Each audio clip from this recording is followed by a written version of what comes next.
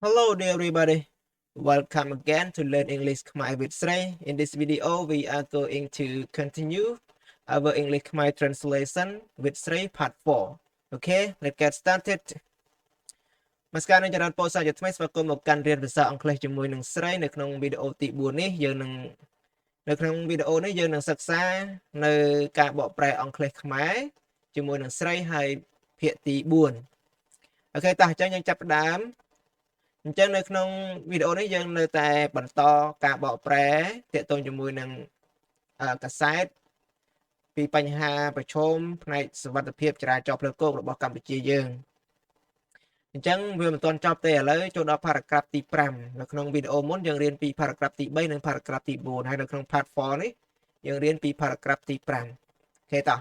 អញ្ចឹងដើម្បីនឹងបកប្រែអត្ថបទយើងត្រូវមើលពាក្យសិនអញ្ចឹង learn vocabulary Number 1 immediately យើងប្រែថាភ្លាមឬក៏រំពេចនោះ and number 2 sit ប្រែថាអង្គុយអូខេចេះហើយពាក្យហ្នឹងណា number 3 without ដោយគ្មានឬក៏ដោយមិន number 4 losing consciousness យើងប្រែថាបាត់បង់ស្មារតីឬក៏យើងប្រែថាសន្លប់ក៏បានដែរអូខេ numb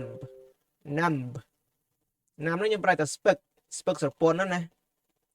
and number 6 in that moment យើងប្រែថានៅពេលនោះឬក៏ក្នុងពេលនោះ number 7 unable to recognize ប្រែថាមិនអាចស្គាល់ឬក៏មិនស្គាល់តែម្ដងយើងប្រែថាមិនស្គាល់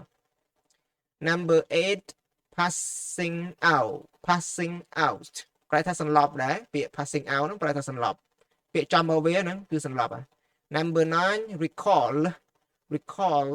យើងប្រែថារំលឹកឡើងវិញឬក៏ការចងចាំបើនាមយើងប្រែថាការចងចាំបើកិរិយាសព្ទប្រែថារំលឹក and number 10 ពាក្យចុងក្រោយគេ about យើងពាក្យចាំយើងប្រែថាអំពីប៉ុន្តែ about កន្លែងនេះវាមិនប្រែថាអំពីទេដោយសារតែវា plus number អញ្ចឹងកាលណាបើវា plus number ចំនួនយើងប្រែថាប្រហែលវាស្មើនឹងពាក្យ around ដែរអូខេតោះបន្ទាប់ពីយើងបានអានពាក្យទាំង10នេះហើយយើងចូលទៅដល់អត្ថបទកាសែត paragraph ទី5តែម្ដងតោះអញ្ចឹង paragraph ទី5នេះយើងដាក់ថាម៉េចនេះអញ្ចឹងខ្ញុំកណ្ដាអាត្មាភាពអានប្រកេនម្ដង2ដងសិនណាដើម្បីសម្រាប់អ្នកដែលមិនអានមិនទាន់ដាច់ល្អឬក៏អានមិនទាន់ច្បាស់តោះអញ្ចឹងយើងអានអត្ថបទបន្តអត្ថបទទី5ណា Immediately after the collision I stayed seated without losing consciousness but about 90% of my body was numb in that moment I only knew I was sitting unable to recognize anyone or anything else before passing out. When I later woke up, I found myself in the hospital, he recalls. អូខេអញ្ចឹងយើងអានម្ដងហើយយើងអានម្ដងទៀតណាអាន2ដងទៅដើម្បីសម្រាប់អ្នកណាឬក៏មិត្តអ្នកសិក្សាថ្មីដែលអានមិនទាន់ត្រូវល្អអូខេតោះម្ដងទៀតImmediately after the collision, I stayed seated without losing consciousness, but about 90% of my body was numb. In that moment, I only knew I was sitting, unable to recognize anyone or anything else before passing out. When I later woke up, I found myself in the hospital, he recalls. Okay. តែបន្ទាប់ពីយើងបានអានពីរលើកហើយអញ្ចឹងយើងបកប្រែតែម្ដងអញ្ចឹង immediately យើងប្រែថាភ្លាមឬក៏រំពេចនោះណា after យើងប្រែថាបន្ទាប់ពីក្រោយពីអញ្ចឹងទៅអញ្ចឹងរំពេចនោះឬក៏ភ្លាមក្រោយពីការបុកទង្គិចគ្នានោះខ្ញុំនៅអង្គុយបាននៅឡើយដោយមិនបាត់បង់ស្មារតីទេអាកន្លែងដោយមិនណា without losing consciousness ដោយមិនបាត់បង់ស្មារតីទេប៉ុន្តែប្រហែល about យើងប្រែថាប្រហែលកាលណាបើ about បូក number ចំណាំណាបើ about ទៅទេអាហ្នឹងយើងប្រែថាអំពីអញ្ចឹងទៅអញ្ចឹងប្រហែល 90% នៃខ្លួនប្រាណខ្ញុំហ្នឹង ស្ពឹកអស់ហើយ was not ស្ពឹកអស់ហើយនៅពេលនោះខ្ញុំត្រឹមតែដឹងខ្លួនថាខ្ញុំកំពុងអង្គុយដោយមិនស្គាល់នរណាម្នាក់ឬក៏ដឹងអ្វីទៀតទេមុនពេលសន្លប់បាត់ស្មារតីចា passing out ប្រែថាសន្លប់ពាក្យចំមកវានៅ passing out ប្រែថាសន្លប់ពេលដែលខ្ញុំដឹងខ្លួននៅលើក្រោយឬក៏ក្រោយទៀតខ្ញុំឃើញខ្លួនខ្ញុំនោះនៅក្នុងមន្ទីរពេទ្យបាត់ទៅហើយ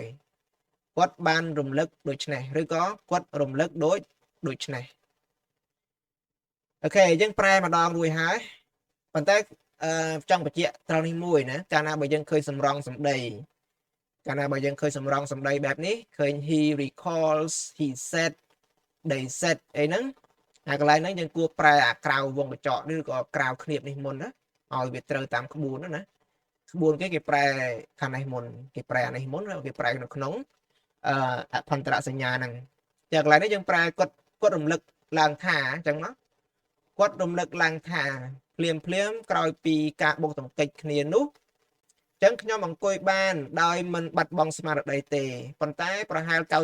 90% នៃខ្លួនប្រាំងខ្ញុំនឹងស្ពឹកអស់ហើយក្នុងពេលនោះឬក៏ពេលនោះខ្ញុំត្រឹមតែដឹងថាខ្ញុំកំពុងអង្គុយដោយមិនស្គាល់នរណាម្នាក់ឬក៏ដឹងអ្វីទៀតទេមុនពេលសន្លប់បាត់ស្មារតីហើយយើងប្រែយកន័យស្ដាប់បានណាពេលខ្ញុំដឹងខ្លួនលើកក្រោយមកខ្ញុំឃើញខ្លួនខ្ញុំនឹងនៅក្នុងមន្ទីរពេទ្យបាត់ទៅហើយអូខេយើងប្រែប៉ុណ្្នឹងឯងដោយសារអីដោយសារកន្លែង he recalls នេះយើងប្រែមុនគេហើយអានេះគឺតាមក្បួនយើងប្រែឲ្យត្រូវគឺគេប្រែបែបហ្នឹងគេប្រែក្រៅនេះមុនហើយមកគេប្រែនៅក្នុងអភន្តរសញ្ញានេះអូខេ thank you everyone I hope you got what I mean and hope you know all the word that I teach you and hope to see you back again very soon I hope you like it if you like don't forget to subscribe to get the future video from my channel goodbye see you next video